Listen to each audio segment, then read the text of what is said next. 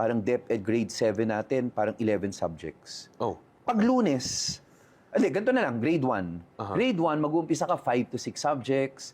Pagdating mo ng grade 3, 8 to 9 subjects ka na. Kaya ang mga estudyante sa atin, sa totoo lang, ang ginawa sa dami ng subjects, nawala yung love for learning, love for going to school. Na-stress ka na. Na-stress na eh. Pag umaga ng Lunes, ang bibigat ng paa ng lahat eh. Kasi nga ayaw, hindi ka excited eh. Ang point is, kung mag-limit tayo ng subjects to really yung reading comprehension, grade level, appropriate math, but then you have electives. Pwede ka mag-electives. Yung hilig nung learner. Yes. Either elective siya or on his, her own. Pwede niyang gawin yun sa sa technology. Pero ang point is, wag naman natin, pagdating ng grade 11, 12, pinapapili natin sila, una, tracks. Pag nakapili ka ng track, pipili ka strand. Pinahaba na nga natin ng 2 years ang basic education.